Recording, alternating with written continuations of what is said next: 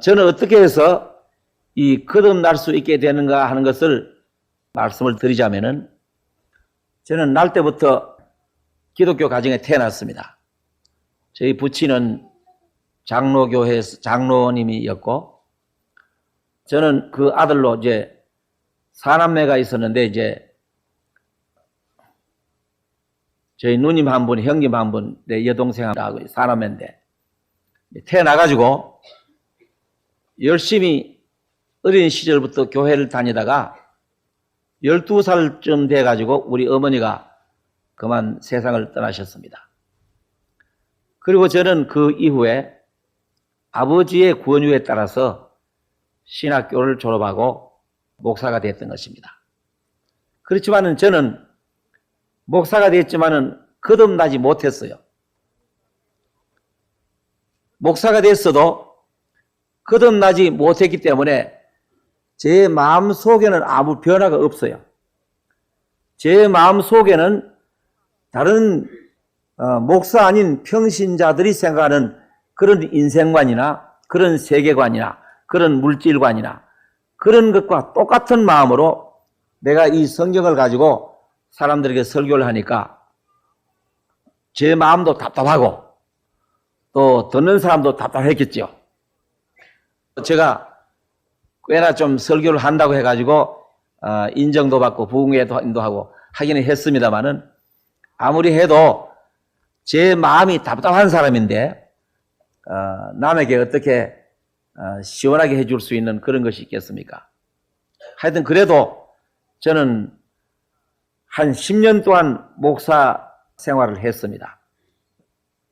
제 딴에는 제가 조금 양심적이라는 그런 위치에 있었습니다. 왜 그러냐면은 어린 시절부터 기독교 가정에 자라나서 거짓말 하면은 죄다라고 하니까 거짓말을 안 하려고 노력했고, 화를 내면 죄다라고 하니까 그렇게 안 하려고 노력했습니다. 그래도 어떤 때는 화를 내고 어떤 때는 거짓말하고, 그럴 때마다 마음 속에 아주 답답했습니다. 이 성경 읽어보면은 거짓말하면 안 된다고 되어 있고, 이 성경 읽어보면은 화를 내면 안 된다고 되어 있는데 화를 안 낼 수 없고 거짓말을 안 할 수 없는, 이게 도대체 이게 뭐냐 하는 그런 의문이 제 마음속에 싹 들어갔던 겁니다. 그러니까 이 성경의 가르침하고 내 마음의 현실하고가 맞지 않는 거예요. 다시 말하면은 이상과 현실이 안 맞는 것처럼 말입니다. 그게 굉장한 모순이 생기는 거예요. 그 모순 속에서 갈등을 느끼고 헤매이는 그런 나날을 보냈던 것입니다. 제가 어릴 때인데, 어릴 때 저희 부친은 어떻게 사셨느냐 하면은, 거지가 오면은 거지를 겨울철에 추울 때 방으로 불러들여요. 저희 집은 가난했으니까 제가 자란 집은 방이 2칸밖에 없어요. 저희 부친이 사랑방에 주무시는데, 그 거지를 방 안에 불러들여서 같이 주무시고 그렇게 하시는 분입니다. 나중에 막 이가 기다니고 하면은 이제 부득이해서 이제 보내기도 하고 이렇게. 한번 겨울철에 이 거지가 찾아와서 밥을 달라고 하니까 문을 탁 열고 이렇게 보시더니 춥냐 이렇게 물으니까 예, 춥습니다 하고 떨고 있으니 아무 말씀도 안 하시고 그냥 저고리 탁 뻗더니 덮어주면서 입고 가라고. 그런 분이라요. 저는 그런 아버지 밑에 자라났습니다. 그래서 제 마음속에 조금 그 양심적인 면이 있습니다. 그런 것을 보면서 자랐기 때문에. 그래서 제가 목사가 된 이후에 갈등이 생겼습니다. 왜 생겼느냐 하면, 어느 날 마태복음 22장에 읽다 보니까 한 율법사가 예수님께 와서 계명 중에 어느 계명이 제일 큽니까? 라고 물으니까 예수님 말씀하시기를, 네 마음을 다하고 목숨을 다하고 뜻을 다하여 주 너희 하나님을 사랑하라. 이것이 첫째 되는 계명이요. 둘째는 그와 같으니 네 이웃을 네 몸같이 사랑하라. 하나님을 사랑하는 문제는 제쳐놓고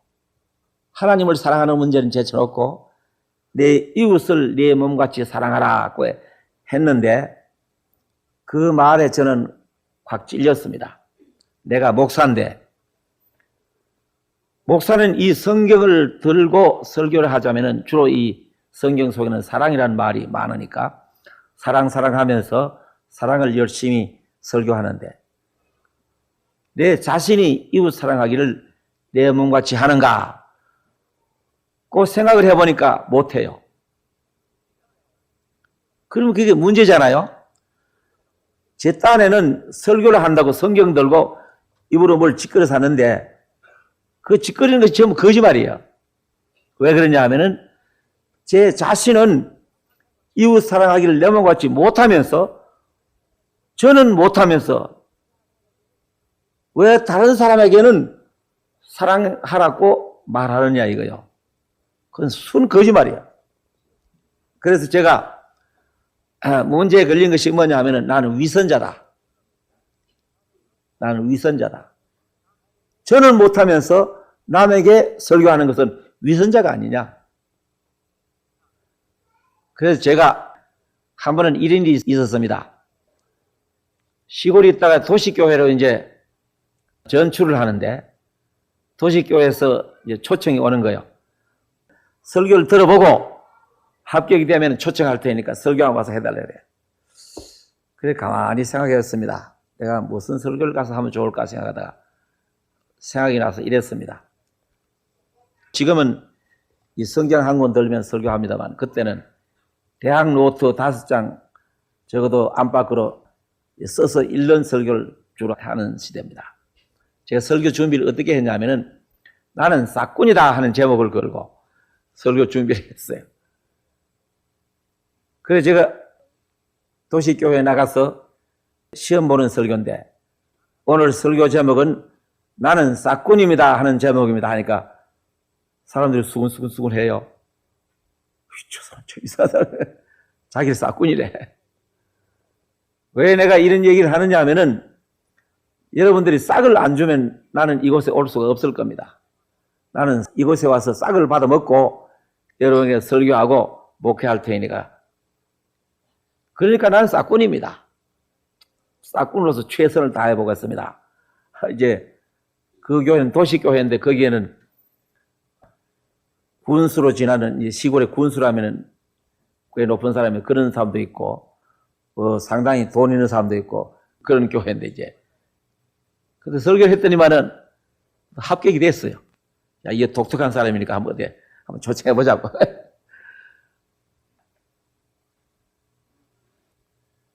그러면서 저는 매일매일 울었습니다.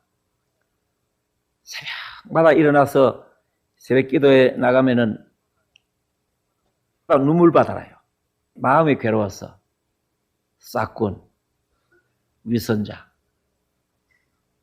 저는 못하면서 남에게 사랑을 부러지는 이 싹군.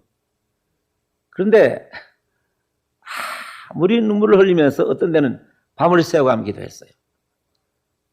한 번은 산에 가서 사흘 동안 먹지 않고 사흘 동안 자지 않고 그냥 밤을 지새워가면서 기도해 본 적도 있습니다. 그래도요 속이 편치를 않아요. 아무것도 풀리는 게 없어요. 그러다가 어떤 날 옛날에는 사상계라는 그 잡지가 있었는데 그 사상계 잡지에 어떤 분이 글을 이렇게 실었어요. 창녀는 먹고 살기 위해 몸을 팔고 학교에서 선생은 먹고 살기 위해서 지식을 팔고 교회에서 목사는 먹고 살기 위해서 윤리도덕을 판다. 뭐가 다르냐? 목사하고 창녀하고 똑같대요. 팔아먹고 사는 거니까. 난 그 글을 읽으면서 예리한 칼을 가지고 내 가슴을 막 난도질을 하는 것 같아요. 차라리 창녀가 더 솔직하다. 그런 많은 사람에게 멸시받고 자기가 죄인이라고 자기를 폭로하고 찌빨피면서 먹고 사는데 나는 교회에서 강단에 가운을 입고 탁 서면은 이게 천사 같은 애 쳐다본 사람은 저 목사님하고서 이 입으로 쏟아내는 이 말은 전부 비단 같은 선한 말만 막 쏟아내는 거. 그렇지만은 내가 내 마음을 쭉 이 가슴을 짚고 생각해 보면은 창녀하고 똑같아요. 왜? 왜 똑같으냐? 도둑질은 하지 않지만은 물질 보면은 욕심이 생기고 가지고 싶은 마음이 일어나고 간음하는 죄를 짓지는 않지만은 이쁜 여성 보면은 목숨을 빌 수 있는 줄 압니까? 이쁜 여자를 보면 이상한 감정 생기고 속에는 똑같은 거예요. 저는 그 책을 읽은 날 그날 밤을 새워서 울었습니다. 하나님, 나를 왜 하필이면 이 세상에 밥 벌어먹고 살 것 같으면은 다른 직업도 많은데 왜 이 목사라는 걸 떡 주어가지고 이제 거짓말하면서 양심이 괴롭고 이 위선자 노릇하면서 이렇게 먹고 살도록 만들었습니까? 내게 다른 직업을 주십시오. 안 그러면 그만 이 생명고만 거두어가 주십시오. 밤을 새워가며 울었습니다.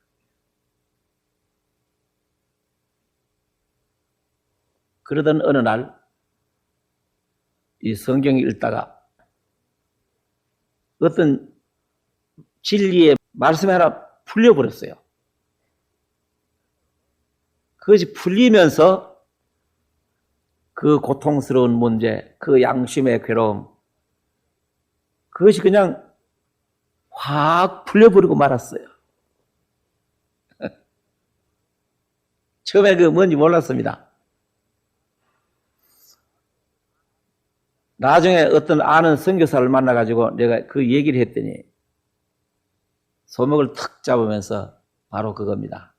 그게 거듭나는 겁니다.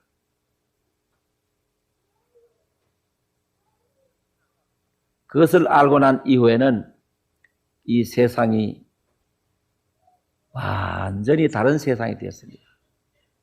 지금까지 그렇습니다.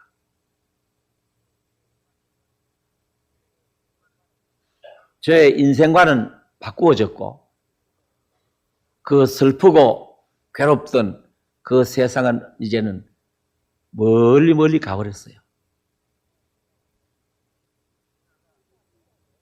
제가 확실하게 이 성경 말씀 안에서 답을 하나 얻었기 때문에 여러분에게 말씀드립니다.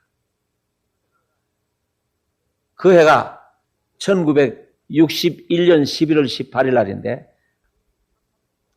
그 이후 저는 그것을 알았기 때문에 많은 욕도 먹고 굉장히 어려운 시련을 많이 겪었습니다만은 이 마음속에 한 번도 후회해보거나 그런 적이 없습니다. 이제는 언제 죽어도 그 죽음 앞에 죽음을 환영할 수 있습니다. 그건 왜 그러냐? 이 얼굴이 달라진 게 아니고 제 속에 무엇인가 하나 달라진 것이 생겼습니다.